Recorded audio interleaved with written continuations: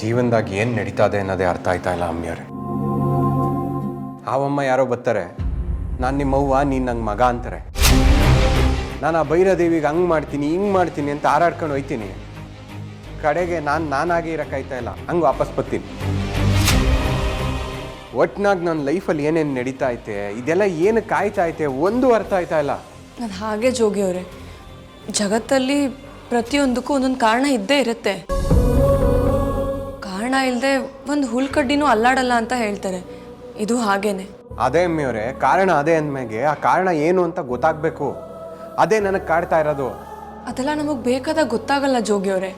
ಅದೆಲ್ಲ ಗೊತ್ತಾಗೋವರೆಗೂ ನಾವು ತಾಳ್ಮೆಯಿಂದ ಕಾಯಬೇಕು. ನಿಧಾನವೇ ಪ್ರಧಾನ ಅಂತ ಹೇಳಲ್ವಾ? ಎಲ್ಲ ನಮಗೆ ಬೇಕು ಅಂದಾಗಲೇ ಗೊತ್ತಾಗೋ ಹಾಗಿದ್ದಿದ್ರೆ ಜಗತ್ತು ಯಾಕೆ ಹೀಗಿರ್ತಿತ್ತು ಹೇಳಿ? ಇದೆಲ್ಲ ಬಿಡಿ ಜೋಗಿಯವರೇ, ನಾನು ನಿಮಗೆ ಒಂದು ಪ್ರಶ್ನೆ ಕೇಳ್ತೀನಿ. ನಿಮ್ಮ ಮನಸ್ಸಲ್ಲಿ ಏನಿದೆ ಅಂತ ಡೈರೆಕ್ಟಾಗಿ ಹೇಳ್ತೀರಾ? ಡೈರೆಕ್ಟಾಗಿ ಹೇಳ್ದೆ ಸೊಟ್ಟಂಪಟ್ಟ ಹೇಳೋಕ್ಕಾಯ್ತದ? ಅದೇನು ಕೇಳಿ, ಎಲ್ಲ ಪಟ ಅಂತ ಹೇಳ್ಬಿಡ್ತೀನಿ. ಅವ್ರು ಯಾರೋ ಬಂದು ನಿಮ್ಮನ್ನ ಅವ್ರ ಮಗ ಅಂತ ಹೇಳ್ತಿದಾರಲ್ಲ, ಅದು ನಿಜಾನೇ ಆಗಿದ್ರೆ ನೀವೇನು ಮಾಡ್ತೀರಾ? ಬಿಡ್ತು ಅನ್ನಿ, ಅದೇನು ಅಂತ ಮಾತಾಡಿರಾ? ನಮ್ಮವ್ವ ಪಾರ್ವತವ್ವ, ನಮ್ಮ ಅಪ್ಪಯ್ಯ ಶಿವರುದ್ರಪ್ಪ, ಇದೇ ಸತ್ಯ. ಕಣ್ಣೆದುರುಗಡೆ ಶಿವಪಾರ್ವತಿ ಇರುವಾಗ ಇನ್ಯಾರೋ ನಮ್ಮ ಅಪ್ಪ ಅವ್ವ ಆಗಕ್ಕೆ ಹೆಂಗ್ ಸಾಧ್ಯ ಹೇಳಿ? ಅದು ಹಾಗಲ್ಲ ಜೋಗಿಯವರೇ. ಮೊದಲು ನೀವು ಕೋಪ ಕಡಿಮೆ ಮಾಡ್ಕೊಳ್ಳಿ, ನಿಧಾನಕ್ಕೆ ಯೋಚನೆ ಮಾಡಿ. ಈಗ ನಾವು ಹುಟ್ಟಿದಾಗ ನಮ್ಗೇನು ಗೊತ್ತೇ ಇರಲ್ಲ, ಜಗತ್ತೆಲ್ಲ ನಮಗೆ ಹೊಸದಾಗೇ ಇರುತ್ತಲ್ವಾ? ನೀವು ಹುಟ್ಟಿದ ಮೇಲೆ ಈ ಸಂಬಂಧಗಳ ಬೆಲೆ ಏನು ಅಂತ ಗೊತ್ತಾಗಿರಕ್ಕೆ ಸಾಧ್ಯ.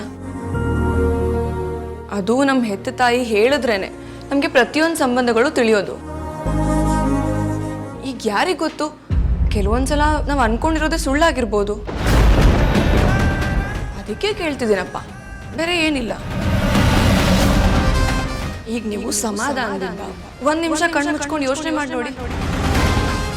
ಹೀಗಿರೋರು ನಿಮ್ಮ ತಂದೆ ತಾಯಿ ಅಲ್ಲದೆ ಬೇರೆ ಯಾರಾದ್ರೂ ಇರ್ಬೋದಾ ಅಂತ.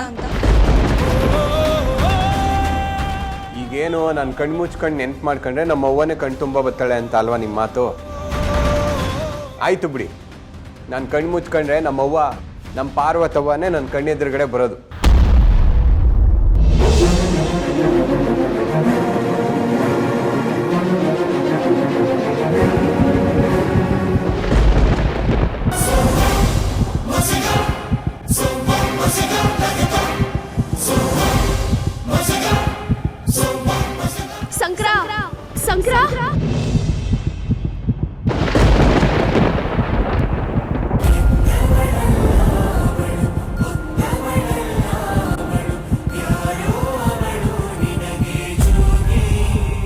ಜೋಗಿಯವರೇ, ಏನಾಯ್ತು?